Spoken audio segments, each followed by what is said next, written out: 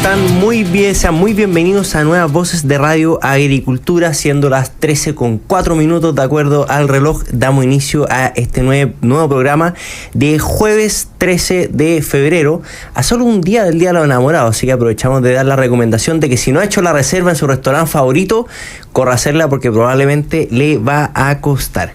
Quiero partir saludando a un joven que nos acompaña el día de hoy, joven politiquero, Borja Yáñez, estudiante de Derecho, si no me equivoco, de la misma escuela que yo. Oye, Borja, un gusto tenerte hoy día acá. Creo que tomaste por ahí. Sí. ¿Se escucha bien ahí? Ahí recién te escuchamos. Súper. Bueno, un gusto estar acá con todos ustedes. Efectivamente somos todos acá de Derecho UC y un gusto estar ahí con compatriotas. Y nada, pues tenemos contingencia activa, muy feliz de estar acá de nuevo y aportar como una nueva voz. Así es, su conductor favorito del programa ya viene en unos minutos, venía un poco tarde, así que nos tocó nuevamente tomar la conducción del programa. Quiero aprovechar y quiero partir saludando a todos aquellos que ya nos acompañan en la transmisión de Nuevas Voces en el canal de YouTube, a Mónica Cáceres, a José Luis González Bustos, que saluda al chat habitual de Nuevas Voces, a IA Fotografía, a Jorge Sat, a Juan Pablo D, que dice: me sumo al panel acá en Nuevas Voces por ser un gran programa de conversación de jóvenes republicanos.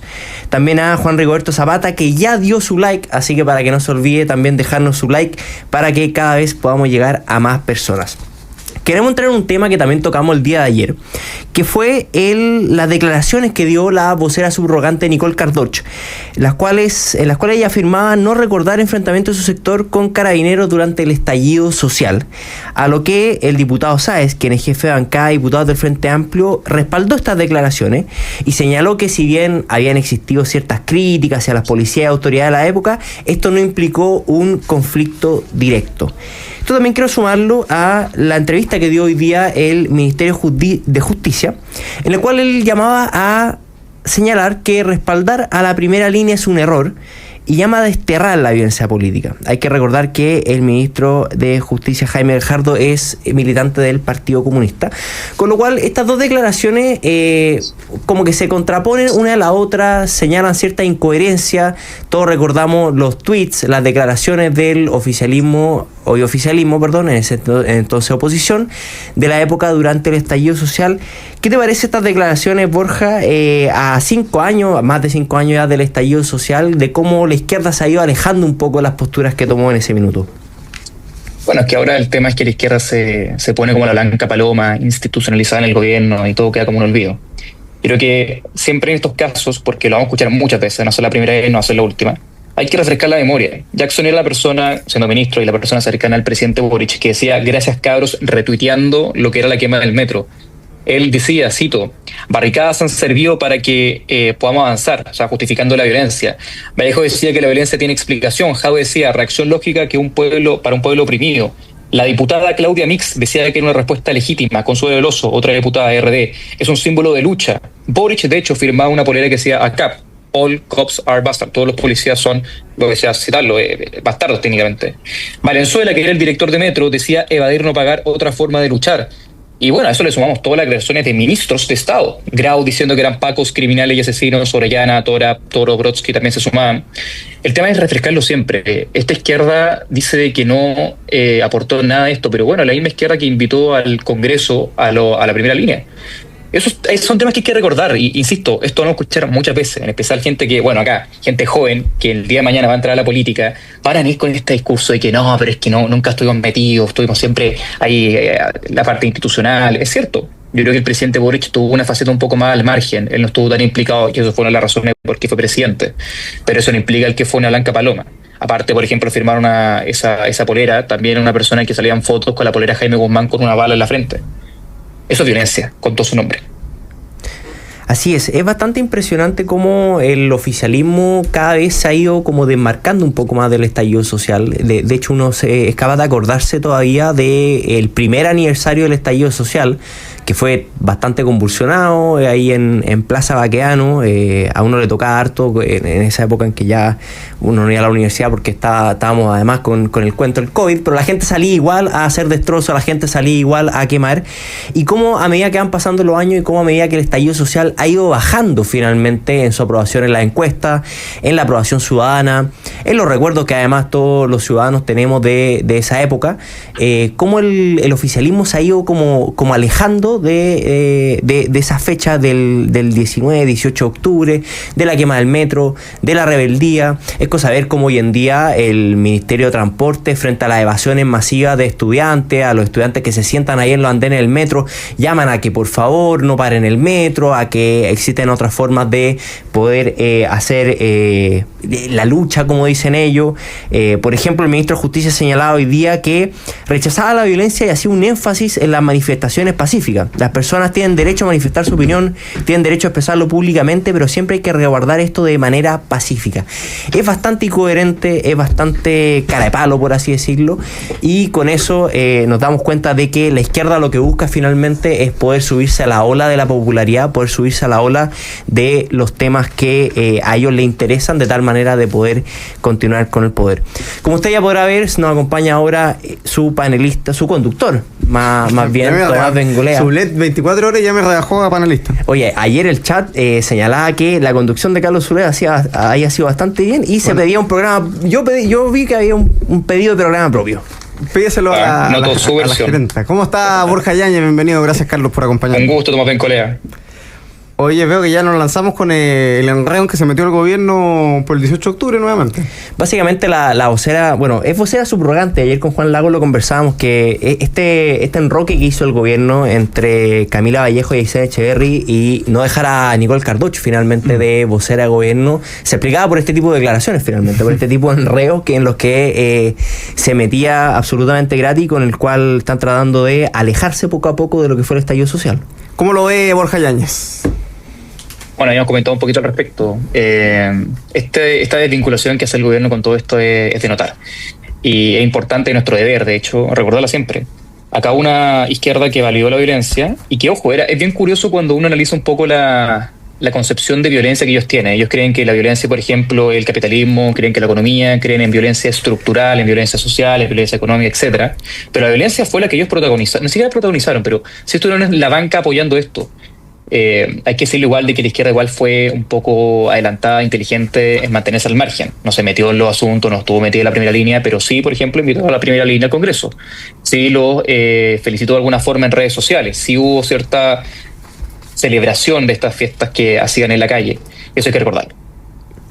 Fíjate que es interesante las declaraciones que leía Carlos Zulet a propósito del ministro de Justicia Jaime Gajardo, que nos tocó hablar de él la semana pasada por la respuesta que tuvo que dar luego de que el fiscal general de Venezuela dijera que básicamente la fiscalía chilena, en esta idea de tratar de vincular el asesinato del teniente Ojeda con la dictadura venezolana, estaba haciendo un show patético, en fin, y él dijo que había sido un exabrupto. Y lo interesante de Jaime Gajardo es que es militante del Partido Comunista, ni más ni menos. O sea, no es un ministro del Partido por la Democracia, es un ministro del Partido Comunista que dice: pueden haber sectores del oficialismo que hayan respaldado la primera línea, como si fuese una cuestión así de probabilidades, no una cuestión que consta en la realidad, digamos, y en la historia.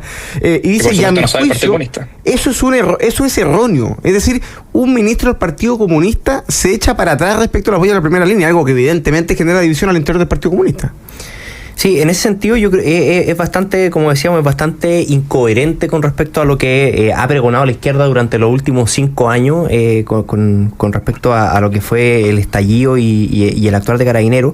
Y también me quiero colgar un poco de lo que ellos denominan que es la violencia, porque básicamente, cuando se quemaban iglesias, cuando se quemaba el metro, cuando se destruían locales, para ellos no eran violentos. Es cosa de recordar lo que señalaba Mike Torsini, que son cositas materiales que se pueden recuperar, pero, por ejemplo, frente a las candidaturas que han ido apareciendo presidenciales, hoy día el alcalde de Recoleta, Fares Jadwe, señalaba que a él le preocupaba estos discursos de ultraderecha, de extrema derecha, de super extrema derecha, que son violentos, que tienen discursos violentos.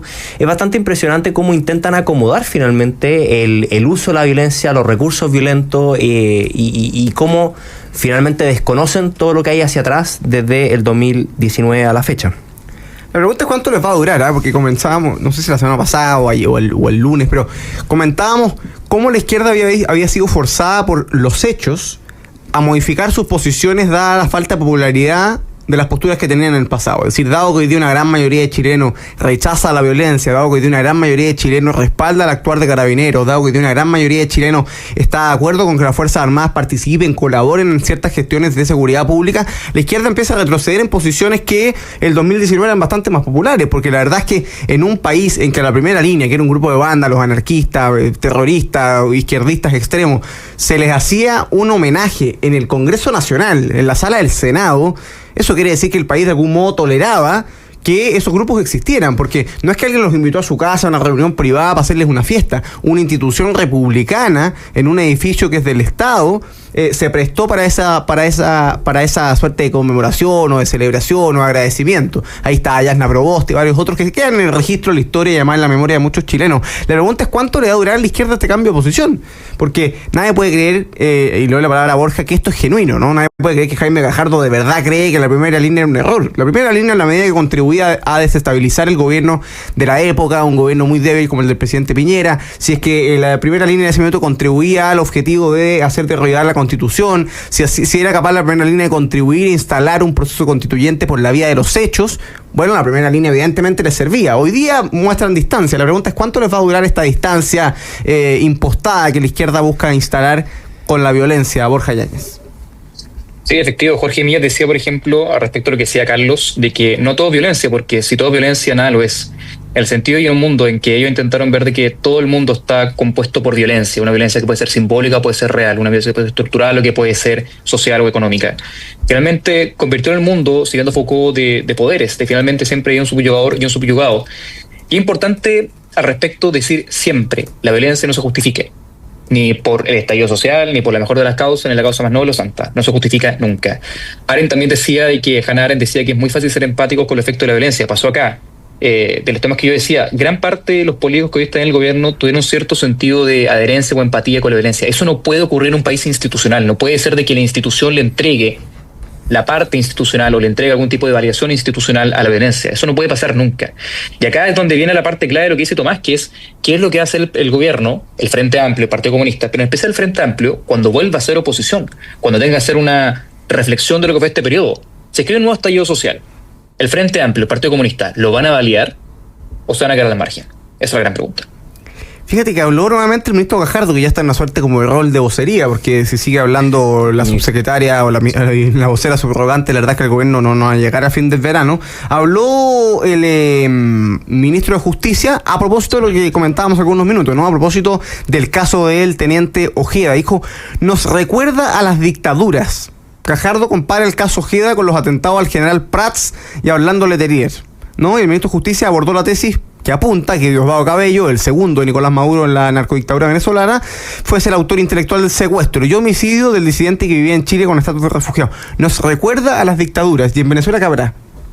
Claro, no, para ellos no es una dictadura, sí forma parte de lo mismo. Es bastante, hay que hacer un análisis un poco de lo que sale diciendo el ministro de Justicia, porque básicamente el ministro de Justicia se pone un poco la capa de comentarista político hoy día, a raíz de que probablemente febrero tiene poco movimiento de noticias a nivel nacional, y empieza a comentar en vez de hacerse cargo también de lo que es su cartera, su ministerio.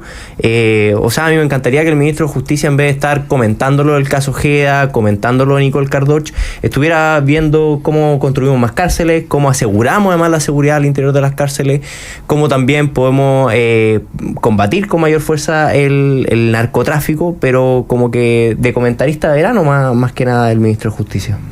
¿Cómo lo ve Borja? No hay que olvidar de que también es un gobierno que es muy comentarista, que es de hablar sobre la realidad. No es tanto de actuar, sino de decir qué es lo que está pasando, pero no su rol. Ahí está la diferencia entre la tela grada y estar de titular en la cancha. Y bueno, me parece de toda justicia que el ministro de Justicia esté hablando al respecto, pero ojalá que sí, como decía Carlos, esté más enfocado en su cartera, se enfoque más cárceles, se enfoque en la crisis de justicia que hay, del descrédito que hay en cuanto a la ética de los jueces, el nuevo sistema que quería ver, pero bueno, ahí está, comentando la realidad.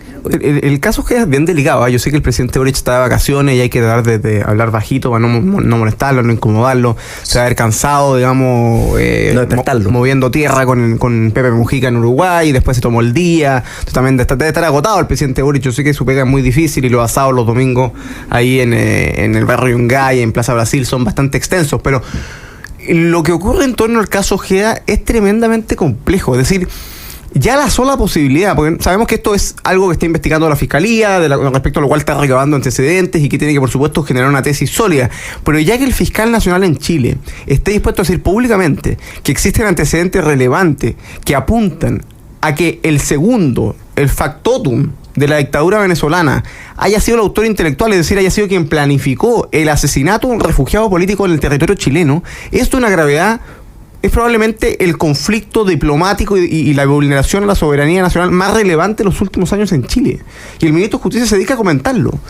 La pregunta es ¿cuál es el plan que tiene preparado el gobierno de Chile para hacer valer la responsabilidad del Estado venezolano en el plano internacional si es que esto se confirma? Porque de lo contrario, este es un país, porque uno ya sabe que con este gobierno inepto, las fronteras están abiertas para que pase la inmigración ilegal. Las fronteras están abiertas para que entre el tren de Aragua, para que entren los trinitarios, para que entren los carteles de Brasil, de Colombia. Pero que desde Venezuela te puedan mandar a secuestrar y a matar a un exteniente que estaba en Chile en calidad de refugiado político, o sea, dan ganas de agarrar las cosas y cambiarse de país, porque la verdad quiere decir que nuestras fronteras de un nivel de permeabilidad y nuestro gobierno tiene un problema serio con asegurar la soberanía, que llega a dar susto la falta de comprensión de la gravedad del problema, Carlos Sublet. Sí, te agrego un tema antes de irnos a la pausa, que el ministro de Justicia además sería bueno que hablara con sus pares del Partido Comunista, porque cada vez que la Fiscalía salió a dar más antecedentes con respecto al caso que apunta claramente a Venezuela, sus pares del Partido Comunista, la doctora Gormona, salen a defender a rajatabla que el fiscal no puede estar dando información en ese sentido. Y quiero agregar un puntito más antes de irnos, que según el New York Times, además, agentes venezolanos desde la embajada en Chile habrían colaborado en el secuestro y asesinato de Ronald Ojeda, lo que claramente es un escándalo a la soberanía por donde se vea. Borja Yáñez, antes de irnos a la pausa. Sí, bien cortito, que en cuanto al tema de la gestión internacional que tenga el gobierno, es preguntarse qué es lo que pasa el gobierno, porque si vemos hasta ahora la declaración hablando sobre recurrir o presentar una denuncia ante la Corte Penal Internacional, no existe esa figura. Uno puede aportar antecedente al fiscal de la Corte Penal Internacional, pero es una denuncia que hay en 2018, es una investigación que lleva en 2018, que lleva años ahí. Entonces mucho no se puede hacer. El tema es, ¿cuál es el factor de fuerza que tiene actualmente Venezuela implicado actualmente en la soberanía de Chile? Y eso es el narcotráfico, eso es las mafias que hay, es controlar eso. Pero el gobierno no muestra efectos de poder encargarse de eso. O sea, el servicio de inteligencia es el mejor ejemplo. Hay una ley de inteligencia que ya trabaja hace rato. En tema de gestión de delincuencia tenemos el caso del Cabo Ojeda, tenemos el tema de la inmigración acá, lo que está la frontera abierta. Me gustaría que el gobierno estuviera más enfocado en eso, porque es el verdadero problema que tiene Chile hoy. Vamos a hacer, queridos amigos, en la primera pausa comercial estamos conversando con Borja Yáñez, con Carlos Sublet, aquí en Nuevas Voces de Agricultura, día jueves. A la vuelta de la pausa, en pocos minutos, vamos a retomar la conversación de actualidad política. Les vamos a contar del profesor San Francisco, porque ya nos están escribiendo varias personas aquí por el chat en directo. Y por supuesto, vamos a saludar a todos los que nos escuchan desde Agricultura TV, quienes nos siguen en redes sociales y quienes nos están escribiendo a esta hora. Vamos a esta breve pausa comercial, en pocos minutos volvemos. Esto es Nuevas Voces de Agricultura. Estamos de vuelta, queridos amigos, con su programa Nuevas Voces en Agricultura, absolutamente en vivo y en directo, siendo las 13:25, conversando de actualidad política, como es habitual, como cada día, a las 13 horas aquí en Nuevas Voces. Hoy día nos acompañan Borja Yáñez y Carlos Sublet. Vamos a conversar de temas bastante interesantes, pero antes les quiero contar que en Capital te acompañamos en tu presente y futuro para que puedas cumplir tus metas. Descubre todos los servicios que tenemos para ti en cada etapa de tu vida. Capital, contigo en tu presente y futuro. Visítanos en afpcapital.cl. Y si eres afiliado a la Caja 18, te contamos que en estas vacaciones de veranos obtienes 100 pesos por litro de descuento de benzina en Petrobras o Aramco. No es poco, 100 pesos de descuento por litro. Beneficio válido hasta el 15 de febrero o hasta agotar el fondo promocional. Conoce más detalles y condiciones de esta promoción en www.caja18.cl. Caja 18, la mejor caja para Chile. Y por supuesto que vamos a saludar a todos los que nos están escribiendo en el canal de YouTube, en el chat de Agricultura TV, a todos los que le van poniendo me gusta. Vamos llegando casi a los 100 me gusta y por supuesto la meta es duplicarlo durante este bloque, así que todos los que se van sumando a nuestra sintonía, invitados a ponerle me gusta para llegar a los 200 likes mientras estamos en vivo y en directo. Y saludo ahí a Fotografía, a Stefan, a José Luis González, a Mónica Cáceres, a Heribert, a Iván Andrés Ayala, a Rodrigo Codoseo, a Braulio Parra que nos escribe, Pepe Solano ya puso su like, a Tir también por supuesto saludos para ellos, saludos para Jorge Aliaga, saludos para Tururú, ahí estoy yo que lo saludé también, saludos para Jaime Vázquez, saludos para IA Fotografía, para Carlos Contador que nos dice un gran saludo para el profesor Alejandro San Francisco, esperamos que lo tengamos de vuelta pronto. Les quiero contar, queridos amigos, que el profesor San Francisco avanza muy bien, de hecho estuve el lunes yo creo, o martes, ya me acordaré, el lunes, en la clínica conversando con él, tuvimos una hora y cuarto conversando de lo más bien, se ha recuperado de manera muy positiva. Les puedo contar que ya salió de la unidad de pacientes críticos, hoy día está en una pieza de carácter intermedia.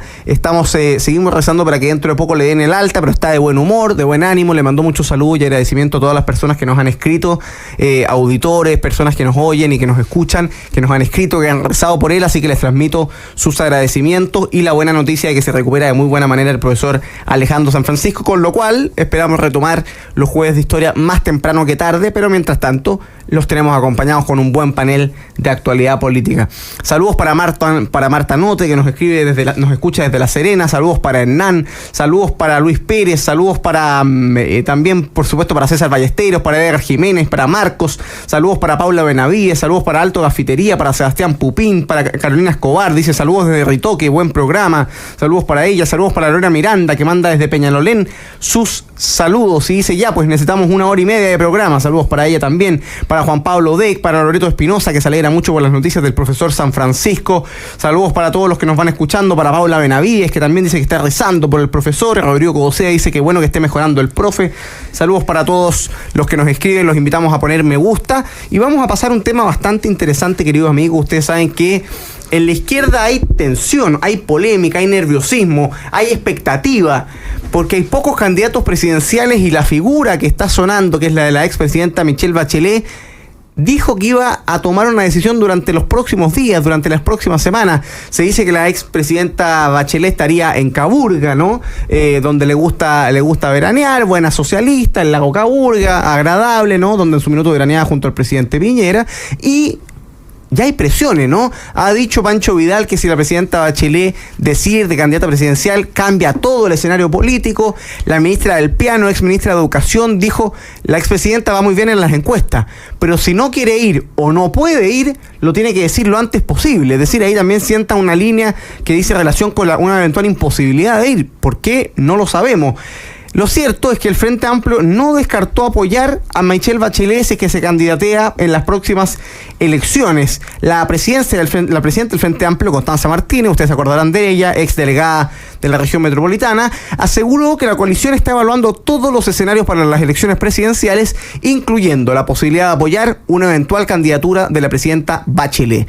Si bien el Frente Amplio tiene la intención de presentar una candidatura propia, Martínez destacó que su prioridad es ganar para continuar con las transformaciones impulsadas por el actual gobierno. Mira lo que dice Martínez: nuestro objetivo no es participar de las elecciones, es ganar, porque tenemos que profundizar las transformaciones que hoy día se han abierto en este gobierno, pero que también requiere de una alianza amplia y diversa, y por lo tanto hemos estado abiertos permanentemente a que esa discusión sea al interior de la alianza, y hemos buscado todos los escenarios posibles, y dentro de eso, sin duda que vamos a tener la apertura táctica para ir evaluando todos los escenarios. Los frente amplistas hablan de una manera extraordinaria, no dicen nada. Pero en fin, pero lo que dicen en definitiva, es que lo que les interesa es el poder y están abiertos todas las posibilidades. ¿Cómo lo ve Carlos Zulet? Yo creo que una tercera candidatura de la presidenta Michelle Bachelet de partida sería un completo desastre para la izquierda. A uno, la verdad es que eso no le interesa mucho, a uno le da lo mismo, pero porque finalmente demostraría que no existe un proyecto político fuerte, un proyecto político que tenga algún tipo de futuro desde el lado de la izquierda, y también una completa desesperación considerando de que después de Michelle Bachelet sus candidatos marcan un 2, un 3% en las encuestas, con lo cual se les ve la posibilidad de tener que volver a actualizar su currículum y a volver al mundo laboral. Yo creo que además la candidatura de Michelle Bachelet tiene muchas debilidades que tiene que salir a explicar. Su flanco más claros son todo lo que es la economía, o sea, desde su segundo mandato.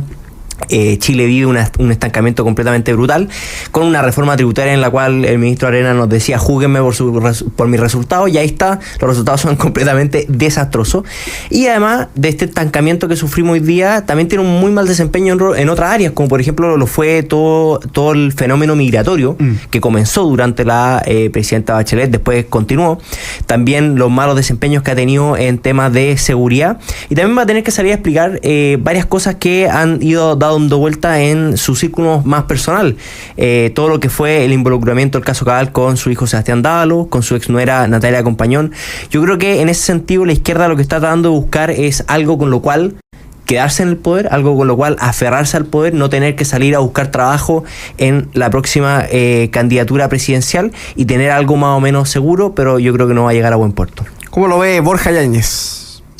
Sí, bueno, hay varios fenómenos acá que resaltar, más allá del excelente análisis que hace Carlos, que efectivamente la ministra Bachelet va a tener que hacer un juicio final, va a tener que someterse a sus contendores y al pueblo de Chile darle una explicación. Es un punto en que es interesante que la fuerza progresista, la nueva mayoría y también del Frente Amplio, está hablando de regresar a Michelle Bachelet. Porque ¿dónde queda la cuña, esa famosa cuña de los 30 años? No son 30 pesos, son 30 años. Serían 30 años menos los 8 años de gobierno de Bachelet. Es una pregunta importante, porque ahí se le destruye todo el tema de vinculación con el estallido social o su vinculación con el poder, etcétera. Están validando eso. Por otro punto de vista, es importante de que efectivamente, si bien a la presidenta Bachelet se le puede hacer un juicio por lo que fue su último gobierno en especial, también hay evidencia de que pese a haber un mal gobierno, que es evidente que fue así, un mal gobierno puede volver. Y eso se abstrae también a lo que es el gobierno del presidente Boric. Si es que el pueblo de Chile olvida en, ¿qué será?, 7 años lo que pasó con el gobierno de Bachelet, ¿qué es lo que va a pasar en 7 años más con el gobierno del presidente Boric? Es un importante precedente para considerar. Y bueno, hay que ver bien ahí cómo hacer, porque como decía muy bien un columnista hace poco en el diario, esto no sería con Bachelet y el Frente Amplio no sería un nuevo gobierno, no sería un segundo gobierno, sería el tercer gobierno. Porque recordemos que Crispi, por ejemplo, ya estaba metido con Bachelet en la reforma educacional, él estaba a cargo de llevar a cabo la reforma educacional, ahora está en el segundo piso. Y con Bachelet siempre ha estado presente ahí con el Frente Amplio, siempre fue el consentido de Bachelet. Vamos a ver cómo avanza un poco esto. Es interesante lo que dice la segunda. La segunda siempre saca portadas interesantes, notas interesantes. Y algo que conversábamos el otro día, no sé si aquí o lo planteamos en CNN, ya la verdad no me acuerdo, es qué pasa con Carolina Toá. Porque Carolina Toá ya estaba empezando a perfilarse como candidata presidencial. Era la opción que buscaban algunos el socialismo democrático. Ella ya estaba haciendo declaraciones del tipo de candidata presidencial. Y la segunda dice, oye, Carolina Toá está en la banca por si Bachelet dice que no. Carolina Toá, que es la ministra del Interior del actual gobierno del presidente Boric, que no es del Frente Amplio, pero que ha sido uno de los puntales relevantes, a mí me parece una gestión desastrosa, pero ha sido uno de los puntales relevantes para Boric en esta su administración. ¿Qué va a pasar con Carolina Toá? ¿Va a llegar a la papeleta? Si Bachelet dice que sí, Toá, chao, se le tira la cadena. ¿Habrá primarias en la izquierda? ¿Cómo ve la figura de Carolina Toá, Carlos Sublet? Yo creo que aquí hay dos cosas que hay que graficar que son bastante preocupantes. La primera es que la ministra Toá vaya a la banca mientras Bachelet decide, te indica que están pensando en cualquier otra cosa menos en tomar la dirección del Ministerio del Interior, que hasta que se cree por lo menos el Ministerio de Seguridad, en lo cual probablemente van a llenar de nuevos funcionarios públicos, la ministra de Seguridad sigue estando la ministra del Interior sigue estando a cargo de la seguridad del país. Y Carolina Toá parece que está más preocupada de ver si es que llega la papeleta, si es que Bachelet se decide o no se decide en su carrera presidencial. Yo creo que además la ministra Toá, su mayor problema que tuvo fue su propia administración al interior del Ministerio del Interior, valga la redundancia, porque los niveles de seguridad no han bajado en el país. Cada día conocemos de nuevos homicidios. El otro día alguien me comentaba, oye, es impactante cómo en la ruta 78 todos los días aparece un cuerpo nuevo. Todos los días aparece alguien muerto en la carretera que no se es capaz de reconocer, que no es capaz de tener algún tipo de culpable en el delito. Y la ministra Toá también, su gestión en el caso Monsalve, yo creo que también la terminó de sepultar completamente para una posible carrera presidencial. Pero yo esperaría que la ministra Toá esté más preocupada de dirigir el Ministerio del Interior que ver si es que es banca o no es banca en la próxima elección presidencial. ¿Cómo lo ve Borja? Sí, y al respecto hay que también considerar de un factor importante. Cuando se creó el Ministerio de Seguridad, Carolina Toá decidió mantenerse a flote y quedarse en Interior. y no irse al Ministerio de Seguridad, porque sabe que esa llaguita de seguridad le va a afectar. Y si hay que ser una candidata presidencial y mantenerse con apoyo ciudadano, no puede estar ahí. El punto importante porque Carolina Toá no es la primera vez que suena como presidencial. Ella siempre estuvo en la banca, siempre estuvo esperando que la consulta terminara para que finalmente llegara ella. El problema fue Bachelet, y Patricio Navío lo decía súper bien. Bachelet se encargó de sepultar a Toá. No solamente lo que hizo en el pasado, sino lo que hace ahora, que ahora Bachelet está dando tintes de parecerse a la presidencial, da a entender de que incluso no quiere que Toá vaya, o que quiere ir, la va a tirar a la basura, porque finalmente eso es a quien más fuerte le va a pegar el recambio de gobierno, o sea, de un gobierno de izquierda a uno de derecha, sería finalmente Carolina Toá. Eso es importante, el péndulo le llegaría a ella en la cara. Entonces es importante ahí considerar eso, en primer lugar. En segundo lugar, también Carolina Toá fue candidata o resonó mucho en 2009, cuando estaba ya a los 44 años, llegaba a un periodo de diputada, después 2013 estaba en la Municipalidad de Santiago, ya era un poco más vieja, y ahora suena con, que tendrá como 60 años casi, que es más vieja que Bachelet en su primer mandato. Para considerarlo, Carolina Toá se decidió conformar con estar en el Ministerio del Interior, ser segunda de Boric, pero también eso implicó de que se tragara todo lo que fue una mala gestión del gobierno. Y ahora, en este caso, igual que Bachelet, si es que Bachelet va a enfrentar lo que fue su gestión durante 2014-2018, Toá tendrá que enfrentar lo que fue su gestión entre 2022 y 2024. Fíjate que antes de irnos a la pausa, quiero saludar a muchas personas que nos están escribiendo con mucho cariño. Eliana Hernández pone excelente el programa. Patricia Esman pone me alegro mucho que el profe esté mucho mejor. Un abrazo grande para cada uno de ustedes, un tremendo aporte para Chile. Saludos para Pepe Solano, que le manda muchos cariños al profesor San Francisco. Consuelo Toro, que nos dice hola, aquí escuchando desde Boston, excelente panel. Saludos especiales para Cris Rojas, que nos escribe y que nos está viendo en Agricultura TV. Estuvo con nosotros la semana pasada, esta semana lo vi en Conectados, veo que está doble militando, pero ahí cada uno con lo suyo. Saludos para Cris Rojas. Hay varios que están en esa, Conectados. Ustedes saben que nos empieza a quitar panelistas. Hoy día había hasta la Pacha Arpentier en Conectados. Impactante. Impresionante. Saludos a Consuelo Toro, dice me encanta ver a la generación Z en Nuevas Voces. Gustavo Ursúa dice hola Tomás, bien tus nuevos panelistas, la generación de recambio se prepara. Saludos para Liliana Vilches, que dice felicitaciones, ya están consolidados, seguimos pidiendo por la salud del profesor Alejandro San Francisco. Marco Antonio Maya nos manda saludos al gran panel desde Alaska, dice apoyemos al programa, es gratis con un simple me gusta, tal cual. Saludos para Regina Akel, que dice excelente el panel de hoy, listo el me gusta, pero faltan muchos. Dice, algo que es verdad, dice, es verdad que hay mucha gente que hay de vacaciones, pero desde la playa también se puede usar el índice. Saludos para todos ellos y pónganle like a nuestro programa. Consuelo Toro dice, estoy tratando de formar un grupo para escucharlo y empezar desde aquí, desde Boston, a ayudar a Chile con las ideas de las nuevas voces. Muchas gracias, Consuelo Toro. Esperamos contar con tu grupo de personas que nos puedan escuchar día a día. Pablo Martínez manda saludos desde Punta Pejo. No, este no le está molestando. Saludos a Pablo Martínez. Saludos para Erasmo, que dice desde Brasil, muy buen programa. Pamela Palomino se suma a lo que decía Borja Yáñez, dice hay que recordar cómo lo hizo Toá de alcalde, la alcaldesa de Santiago, donde dejó más una deuda y un juicio de cuentas pendiente en Contraloría, que sigue sin resolverse. De hecho, ella asumió como ministra del Interior con un juicio de cuentas pendiente en Contraloría, luego perdió, no fue a la reelección y perdió la izquierda el poder a manos de Felipe Alessandri el año 2016. Vamos a hacer, queridos amigos, la última pausa comercial en esta conversación de Nuevas Voces en Agricultura. Estamos conversando con Borja Yáñez, estamos conversando con Carlos Sublet. En pocos minutos retomamos esta conversación desde las ideas de un Chile libre aquí en Nuevas Voces de Agricultura. Estamos de vuelta, queridos amigos, en Nuevas Voces de Radio Agricultura. Estamos conversando con Borja Yáñez, estamos conversando con Carlos Sublet.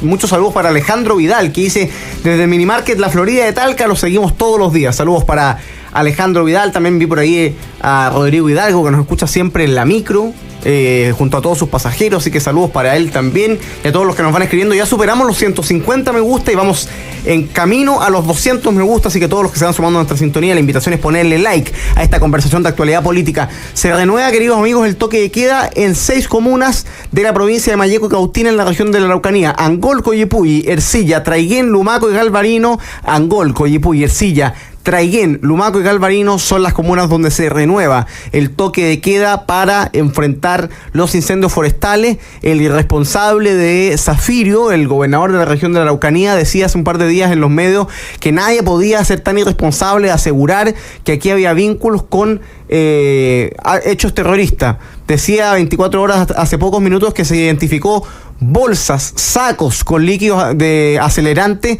en lugares cercanos a los incendios forestales. Eso debe ser los conejos de monte que dejan tirado el líquido acelerante, claro. Señor Zafirio. Qué increíble el nivel de desconexión del gobernador de la propia Araucanía. mucha fuerza a todos los que están ahí en Galvarino, en Contulmo, en Iquique, en fin, en Ercilla, en Coyipulli, en Pailahueque, que están enfrentando la cruda realidad de los incendios. Lamentablemente en estas épocas siempre es muy complejo y por supuesto peor aún con el terrorismo que existe en la zona. Saludos para ellos. Mira, sacos con líquido acelerante, denuncian hallazgo con líquido acelerante en Galvarino, sin ir más lejos. Saludos para Elizabeth desde Coquimbo, saludos para Jorge Ñancupil desde el Deutsche Mapu, como siempre, saludos para él. La portada de la segunda, queridos amigos, vale la pena leerla, y es el tema que nos convoca. Cervel congela aportes por 257 millones de pesos al Frente Amplio. Objetado gastos y balance. Rechazó un total de casi 260 millones de pesos. Carlos Sublet, ¿cuál es el desglose, el detalle de los gastos rechazados por el Cervel al Frente Amplio? Es de película, vale la pena escucharlo. Frente Amplio con la plata congelada por 18 chicos y otros gastos rechazados. ¿Cuáles son esos gastos rechazados? Se preguntará usted. En el caso de Convergencia Social, los gastos rechazados incluyen, por ejemplo, una gran peña del trabajo, conversatorio sindical, agitación y propaganda en regiones, peña del trabajo frente a trabajadores, también por ejemplo compra de alimentos e insumos voluntarios y centro de acopio. El que más me gustó fue el de Revolución Democrática. Se observaron gastos por 12.000 millones de pesos que no cumplen con el artículo 2 de la ley de partido político, y entre ellos hay por ejemplo un servicio de catering con tablas de aperitivo, desayuno, chorrizos parrilleros, 100 empanadas, salsa de alcachofa, té y jugos, sándwich, tortas y tablas mixtas. Desde el Frente Amplio comentan que la vorágine electoral del año pasado también pudo incidir de alguna manera, ya que la aprobación de estos balances toma tiempo. A mí lo único que me puede recordar esta noticia es al ministro Grau y sus 200 millones de pesos perdidos en la época en que él era parte de la Federación de la Universidad de Chile, y los perdió en un solo carrete. Yo me acordé, fíjate, del desayuno de Karina Oliva, ¿no? ¿Se acuerdan? La candidata a gobernadora de la región metropolitana, que pasó la segunda vuelta con Orrego el año 2021, y que también después los quedaron varios gastos electorales porque había pagado decenas de millones en un desayuno. Se come bien en el Frente Amplio, chorizo parrillero, empanadas, salsa de alcachofa, buen catering. La verdad es que parece ser que el Frente Amplio sigue creyendo que esto es una federación, federación para hacer asado, esto es gastarse la plata en exquisiteces, y por lo tanto el Cervel bien lo hace, objeta su balance, problema financiero que ocurre a puertas de que el partido no ha cumplido ni un año desde que se fusionó RD y Convergencia Social. El Cervel ya le objetó el balance por una olla común, por empanadas, por chorizo. La verdad es que es bastante patético. ¿Cómo lo ve Borja? Está muteado Borja Yañez. Está muteado Borja. Sigue muteado Borja. Se inspiró. Perdón, ahí sí. No, a mí me recuerda derechamente lo que es el caso Convenio. Y sumado al caso Convenio, el tema del desayuno, el tema de Grau, el tema ahora de la objeción de gasto del Cervel. Hay que correrle cuenta al Frente Amplio en estas elecciones. O sea, estas elecciones no son casuales, y lo que ocurre este año tampoco es casual. Hay que correr ese gasto que ha habido. Hay que sumar todo el monto que ha robado, que ha desviado el Frente Amplio, y ponerlo al final en la papeleta. Eso tiene que cobrarse. Y espero que sea este año. Yo tengo un tema que es básicamente que todos estos gastos, para la gente que nos escucha desde la casa y que no sabe, en general los partidos políticos, o sea, no en general, los partidos políticos siempre son, hay un ojo bien firme del Cervel con respecto a todos los gastos que se realizan, los cuales tienen que estar, se tienen que presentar, tiene que haber una justificación, tienen que ser gastos justificables de acuerdo a la ley. Y en este caso, claramente el Frente Amplio ha cometido errores en la presentación de las justificaciones de los gastos, ha gastado en cosas que la ley no permite gastar, y por eso el Cervel termina objetándole los gastos. Esta es básicamente una muestra más de cómo funciona finalmente el Frente Amplio y cómo debe estar funcionando en este minuto, que es lo más grave de todo, el gobierno de Chile, en una cantidad enorme de desprolijidades que cualquier persona con un mínimo de capacidades técnicas, con algo de trabajo, algo de currículum hacia atrás, podría estar haciendo a la perfección, y en este caso no se cumple. No me imagino que a quien tendrán presentando los gastos en el Frente Amplio, pero yo les recomiendo que de patita en la calle. Esto es... Hay que preguntarnos... Sí, dale, Borja. Perdón, pero hay que preguntar también qué tanto influye lo que ha sido el gobierno en cuanto a probidad con este descenso que tuvo Chile en el ranking de corrupción. Así es. El peor resultado en 30 años. Los valiosos 30 años de lo que el Frente Amplio ayudó a bajar en cuanto a corrupción y probidad. A mí, bueno, la verdad es que si es que la directora de presupuesto no es capaz de evaluar bien la deuda pública, el déficit fiscal, la inflación proyectada. Si el ministro Marcel no es capaz de tener claro una proyección de crecimiento anual, bueno, es bien difícil pedirle a la directiva del Partido del Frente Amplio que sea capaz de tener bien las cuentas. Si la verdad es que es muy malo el ejemplo que sea desde la DIPRES. Pasamos, lo decíamos el otro día, pasamos de la mejor directora de presupuesto de la historia a la peor directora de presupuesto de los últimos 40 años. Y en el Frente Amplio ocurre algo similar. Pues hay plata, le llega financiamiento total, como a todos los partidos políticos. Ustedes saben, queridos amigos, que los partidos políticos reciben aportes del Estado de manera trimestral en proporción a la cantidad de votos que obtuvieron en la última elección parlamentaria.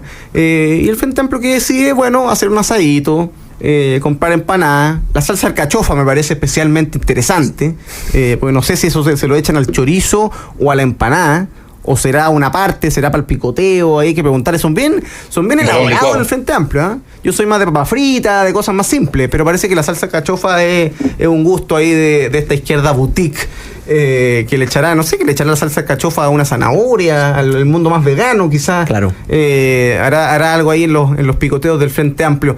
Nos quedan pocos minutos, queridos amigos, pero no puedo dejar de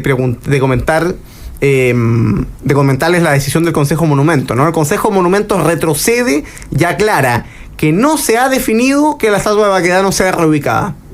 Es decir, dio un paso para atrás. A principio de semana estaba claro que iba a ser reubicada y habían 3 lugares posibles. Hoy día el Consejo de Monumentos dice que esa decisión no se ha tomado y que en la sesión del pasado miércoles solo se abordó la restauración del plinto de la escultura. Interesante lo que va a pasar y bastante simbólico lo que puede ocurrir con el general Baquedano ahí en Plaza Italia. Sí, ahí yo quiero comentar un poco esta pelea que también ha estado dando un poco Cris Rojas, que seguramente está escuchándonos en este minuto, con que vuelva Baquedano. Básicamente no podemos dejar que el octubrismo, que la violencia, que además el dejarse estar, por así decirlo, no permita que un general como el general Baquedano tenga su espacio en la ciudad, especialmente con la vida que tuvo, que además la comentaba un poco Pancho Rego a principio de la semana, no solamente general de la Guerra del Pacífico, sino que además presidente interino. También comentaba que había sido parte de la educación estatal, siendo egresado del Instituto Nacional. Yo creo que es una buena decisión, pero claramente esta decisión responde frente a las presiones que se han realizado desde la sociedad civil y parte del mundo político, y creo que es bueno que sigamos presionando para que el general Baquedano vuelva a su lugar, independiente cuál sea finalmente la decisión que se tome con respecto a la Legión Alameda. Borja Yáñez. Hay que olvidar también de que esto va más allá de que, porque se ve mucho así comunicacionalmente, parece que el general Baquedano está reivindicado por un sector de derecha. El general Baquedano es de Chile, y así lo entendieron la gente que entregó su firma para poner la estatua en el centro de, bueno, un poquito más alejado, pero generalmente en el centro de Santiago. El general Baquedano es una figura nacional que no solamente fue un general victorioso en una guerra muy importante para Chile, fue presidente, fue impulsor de grandes políticas, es una persona que también resignificó la figura, digamos que social. La figura, no se habla mucho, la figura del soldado desconocido. ¿Qué pasa con él? ¿También se va con Baquedano, se queda ahí, le van a poner una estatua en la feria abajo del soldado desconocido? ¿Qué pasa con él? Esa figura, ese sentido de personaje, recordemos el sentido de estatua etimológicamente una persona que se erige, pero también una persona que, o se entiende como la palabra que se mantiene de pie. El sentido de la estatua, de mantenerse de pie, es poder mantener figuras históricas que hacen gran bien a Chile, y no solamente por el sentido pasado, sino también por su orientación para el futuro. El general Baquedano tiene mucho que enseñarles a los chilenos en general y a la clase política de hoy. Y quienes primero deberían estar impulsando eso, bueno, somos primero los ciudadanos, porque es un ejemplo para todos nosotros, pero en especial los políticos. Así que ojo ahí la iniciativa que hay. Entiendo que hay una iniciativa de recolección de firmas en Santiago Centro, impulsada por el concejal Maquena, y también mediáticamente importante que hagamos presión. Esto se consigue, al igual que como se eligió la estatua, con apoyo ciudadano. Con eso vamos cerrando nuestro programa. Lamentablemente nos pilló la hora. Quiero agradecerle especialmente a Víctor Salas, que nos escribe desde los Andes. Saludos para todos los que ya le han puesto me gusta. Vamos llegando a los 200. Saludos a don Renato Navarro desde Coronel. Nos escribe y le mando saludos a Borja y a Carlos también. Gracias Borja Yáñez, Carlos Sublet, por acompañarnos este día jueves aquí en Nuevas Voces de Agricultura. Gracias a ustedes, queridos amigos, por su sintonía, por su compañía, por sus comentarios, por sus me gusta, por su compromiso con Nuevas Voces. Por supuesto, mañana vamos a estar viernes a las 13 horas, como cada día, a la 1 de la tarde, conversando actualidad política. La invitación es a que se queden en sintonía de Agricultura, porque ya viene Deportes en Agricultura. Que estén bien. Un abrazo. Chao, chao.